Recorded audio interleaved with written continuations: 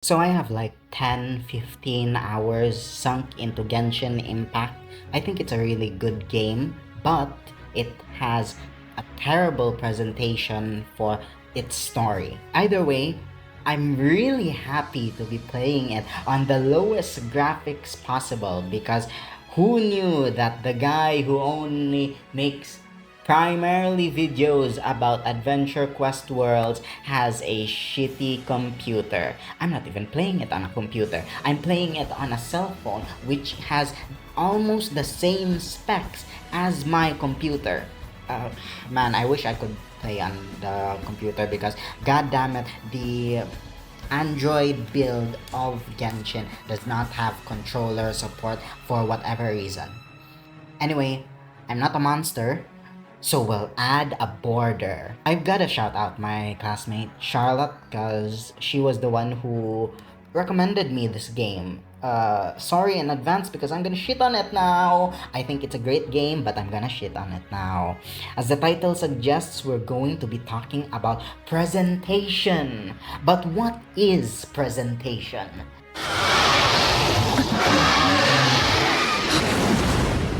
Who's there? Strawman audience, you probably would answer, it's obvious, presentation is just how you show stuff, like your shitty graphics in this video has terrible... Shut up. Yes, I know the graphics are bad. Yes, but it's much more than that. It's how you show everything all the time. If it's a report, AQ report, that includes the consistent qualities of your voice. If it's a book, this includes your prose from scene to scene. And if you want to generalize it to all stories, it includes how consistent you are in keeping your audience interest. Now that's a really generalized blanket statement right there. In video games, it helps that storytelling is usually second to the gameplay. That's why League of Legends, or Mobile Legends if you're like me, can keep an audience despite the shitty stuff that they do. The actual minute-to-minute gameplay is fun, it's engaging, and so is Genshin's.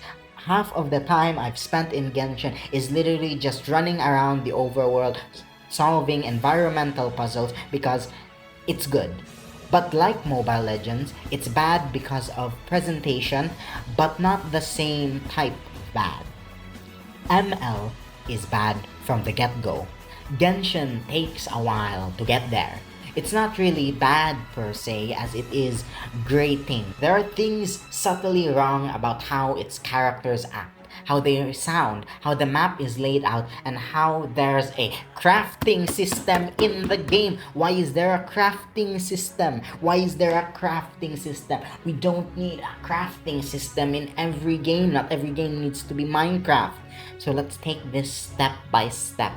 Number 1, no character. This is specifically about the main character, and it's that they have no character. It's so bad that Paimon, this little fucker, is the first person you hear in the game. What you're trying to say is that you fell here from another world? Genshin actually has a framing device from where the plot lives under, like Samurai Jack or any other decent cartoon with an overarching story. There's the main objective alongside little objectives. Unlike Samurai Jack though, the traveler has no dialogue in any cutscene. But you, strawman, may say again, there are options. They're fake. They do nothing to influence the plot. When you pick an option, it should feel like it's an option. It should feel that you're making decisions. Storytelling is basically making your characters choose decisions, choose what to do. It doesn't feel like we're playing a story. It feels like we're watching one, and if I want to do that, I'd watch an anime. And it's not just in the intro as well. As I said, this is a ever-present problem in every cutscene up until the end of this Mondstadt arc. Your decisions have zero impact. Like, I don't even know how this connects to the umbrella plot. Like, how does defeating Divalin and helping Venti anyway help you in searching for your sister brother thing? Now I can get behind dialogue-less story. I've played Tunic, a few Zeldas, watched Primal, I've played Hollow Knight, it's great. All of those examples that I said is great, but here's the here's the second problem. There's simultaneously zero dialogue for your own character, yet too much dialogue for everyone else.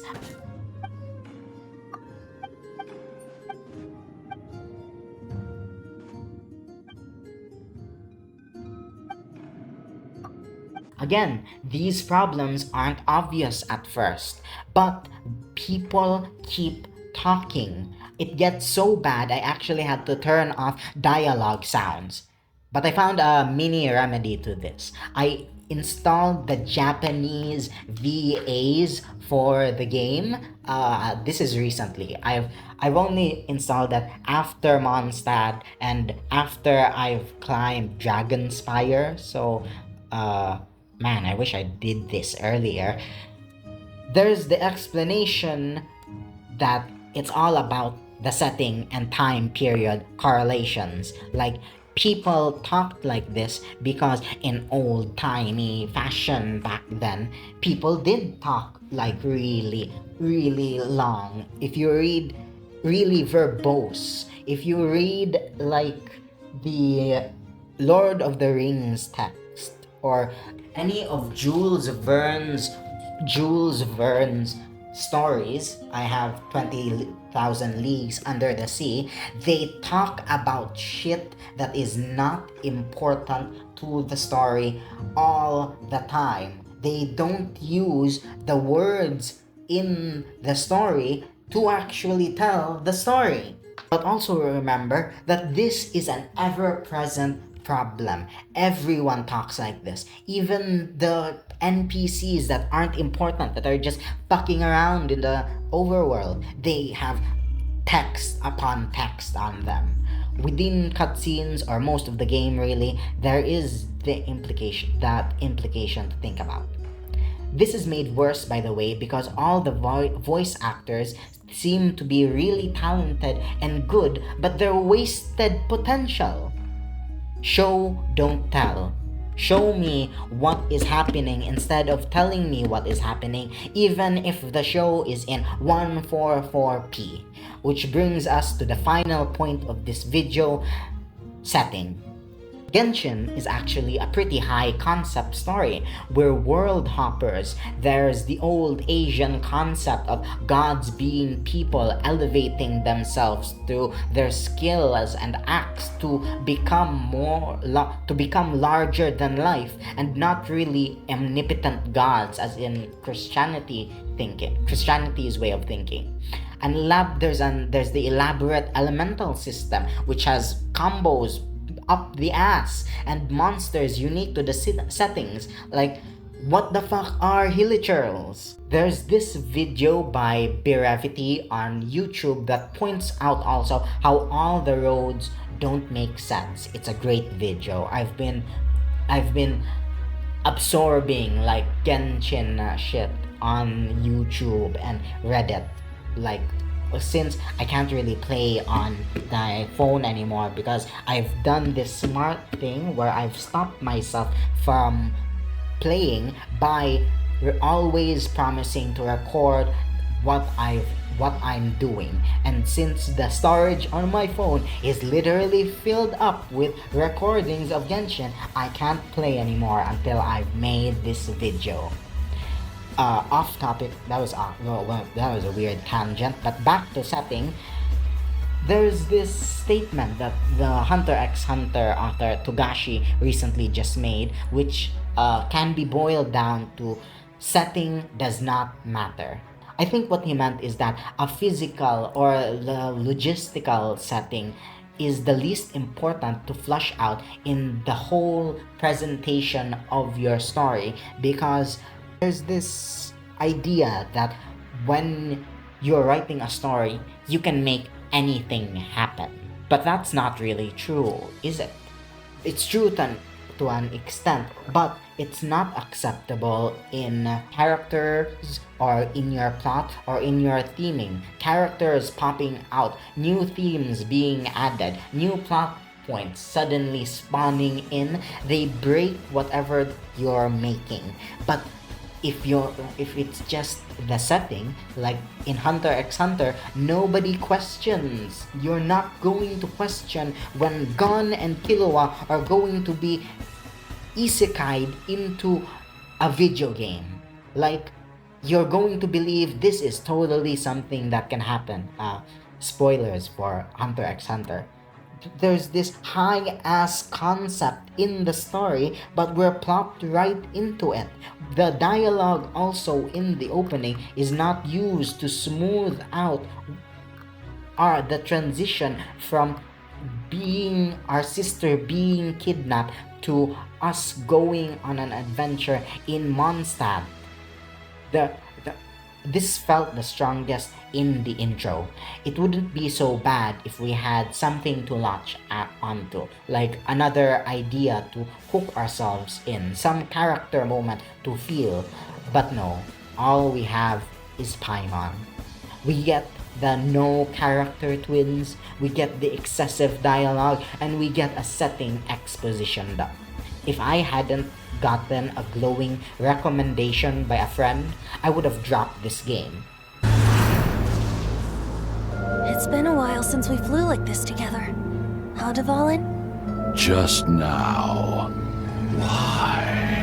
Why did you not ask me to protect you like the last time? Me not wanting you to listen to the Abyss Order doesn't mean that you have to listen to me. Freedom, if demanded of you by an Archon, is really no freedom at all.